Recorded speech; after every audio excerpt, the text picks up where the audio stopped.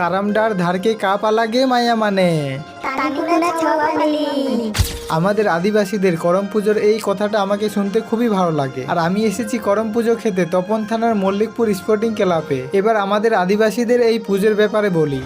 ধরতে গেলে আমাদের আদিবাসীদের সব থেকে বড় পুজো হলো করম পুজো। এই পুজোটা আমরা আদিবাসীরা বিভিন্ন লোক বিভিন্ন সময় করে থাকে, যেমন দাসাই কারাম, একাদশী কারাম, জিতিয়া কারাম। ভালোই কই ভাগে করা হয় আমি ঠিক জানি না।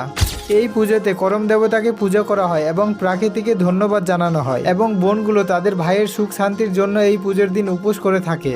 এবার বাপ দাদাদের মুখে এই পুজো করার কারণ শুনি। এটা নিয়ে একটা গল্প আছে, যখনই করম পুজো করা হয় তখনই এই গল্পটাকে শোনানো হয়। তোমরা এটাকে গল্প মনে করলেও আমরা ওরাও আদিবাসীরা এটাকে সত্যি মনে করি।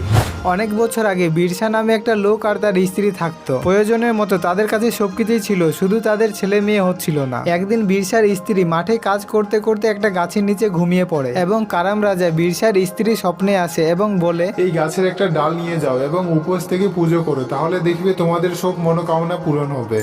বিরসার স্ত্রী ঠিক তাই করে। কিছু সময় পর তাদের দুটো ছেলে হয়, কার্মা এবং ধার্মা। বড় হয়ে কিন্তু একজন করম পুজোকে মানতো আর একজন মানতো না, কারণ এক ভাই বাইরে কাজ করতো, তাই সে এই পুজোর ব্যাপারে জানতো না। এই করম পুজো করাটাকে সে ফালতু মনে করতো। তারপর না পুজো করার কারণে তার জীবনে প্রবলেম শেষই হতো না, ঠিক এখনকার ছেলে মেয়েদের মতো। তারপর সে ব্যাপারটা বুঝতে পেরে পরে করম পুজো করে।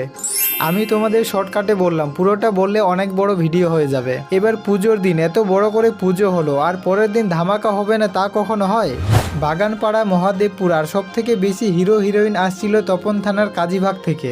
আর কাজীভাগের ভাই বোনগুলো অনেক ভালো নাচ করেছে। আমার দিক থেকে এই ভিডিওটাই তোমাদের জন্য গিফট। Love you.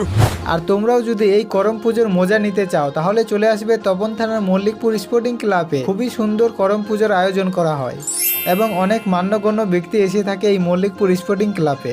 তপন থানার করম পুজোর বাপেরও বাপ হলো মল্লিকপুর স্পোর্টিং ক্লাব। पतली कमर लचकारी होए राजिया